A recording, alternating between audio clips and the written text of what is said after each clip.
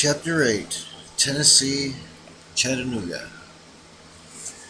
Andy was dreaming he was on an old hand car, a velocipede, with three Chinamen, and one of them said, "The more things change, the more some things stay the same." He was looking at them as humble and noble men. Another one said, "We know of the new Holy Grail." Then the third one said, "Globalizing the world." They wore large Chinaman hats, and their clothes were all dirty, like they'd been working overtime. "We're erased from history, Andy." "How do you know my name?" "Everyone knows your name." Then they were in a very large crowd, and they said, "Come on, Andy. Clement and the Crockers want us for the last spike. Thomas Hill is creating a painting, and they want us in it." Andy was freaking out. He looked around and he noticed he was like back in time. He stepped back scared, and someone touched him on his shoulders and asked him if he was alright. And he woke up to Red, asking him if he was alright. Andy just stared at Red and said, "Wow, dreams are amazing. I'm glad you woke me up." "Red, thanks, Red." "I have weird dreams too, Andy," Red added. "Come on, let's get some grub. It may be traveling on this train." It's our first time traveling on a train. In the diner, they ate French toast and had coffee. Their few days and nights there were long, and he kept talking and laughing about Gus Wood in his poem "Run, Don't Walk" all night. Red asked Andy, "Why are we going to North Carolina after Knoxville instead of Nashville?" "Well, Red, he told me that we needed to get some Native American Cherokee in us before we take on this long work," said Andy. "What?" asked Red. "That's what they said," answered Andy. Then they noticed Charlie on the phone. They both looked at each other and said in stereo, "Rail Marshal." Red said, "Andy, we will be in Chattanooga in an hour." "Yeah, I know. I'll be ready," answered Andy. Then they heard Charlie say, "Okay, I'll call you back when we get to Durham County." Red asked Andy, "Isn't that where the famous killer owl was?" "I think so," replied Andy. Red asked Charlie, "Do you have any elephant stories?" Charlie said, "I have a few. Elephants are poets too. They have their own language." Andy asked Charlie, "And you hunted them?" "Not to kill them. I hunted them for college back in the day to study them," answered Charlie. "Oh, I see," replied Andy. "That is interesting. Poets, huh?" And Andy looked at Red. Red was silent, and he was thinking of the Indian he keeps dreaming about. The Indian had a hard and dark face, and his eyes did not have the sun in them, but the moon. He did not look weary. He looked like he had intentions, and they made his appearance bright in his mind. "Dancing circles around me," he thought. Then he thought of hunting elephants, as he wrote some documentation of the journey into his laptop. Then Charlie recited a poem about Tennessee. Tennessee. Now it's on the Tennessee for the poetry train. Where stories grand and glorious we're sure to obtain. Volunteers the people are and always will be, spread out through the Tennessee hills and as far as one can see. The poetry train sounds its great whistle as it passes through, stopping here and there before bidding new friends adieu. Marvelous poetic histories uncovered with pleasure and ease before the poetry train turns west in the soft summer breeze. Nashville.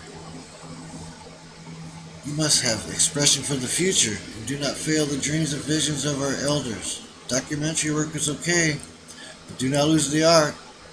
You must write things the world will passionately embrace. "Who are you?" asked Andy.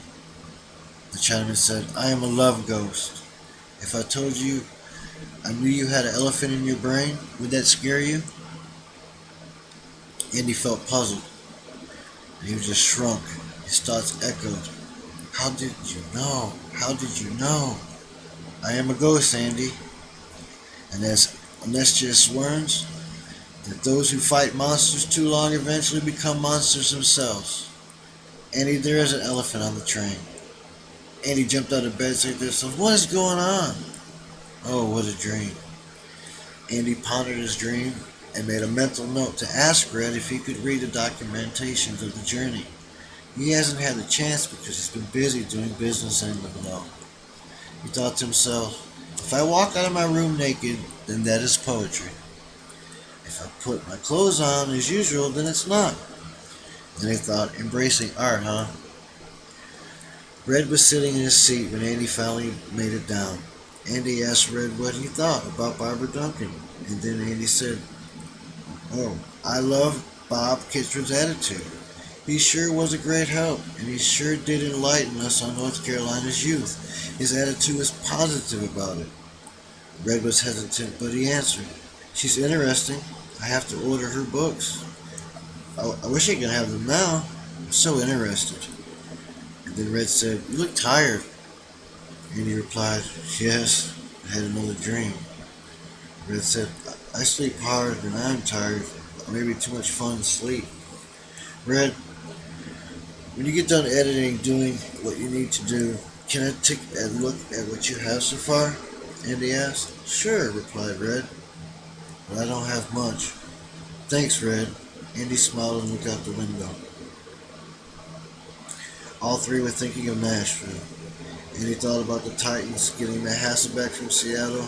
Red thought about his dreams, and he was tired. And Charlie, well, he was off in his own world, looking out the window also watching the sunrise. Tennessee continued. Red, we are volunteers. We are volunteering our life for the future of poetry and the youth. I have a question, Red. Where did you go to college? Me, I'm self-taught, asked Andy.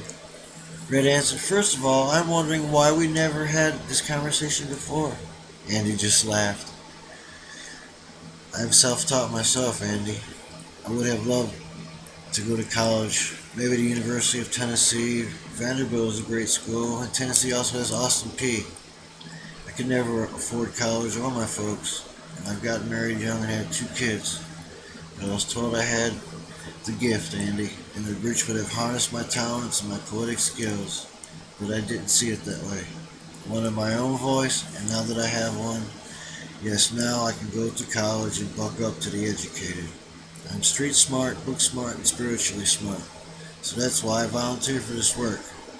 Today, Andy, people can't afford college. Over the past 3 decades, the cost of college has over doubled. Student loan debt has now surpassed credit card debt for the first time ever. Where is the work for the people that finally did graduate? It's a complete mess," explained Red. Going back to ebooks that we have discussed, Red, college students can't even afford textbooks, so they're trying ebooks. They do their work over cell phones nowadays, but they still love the tangible books. I can highlight, and it's less strainful on the eyes, said Andy. Used books are the way to go, but authors get no royalties. The industry is failing everyone.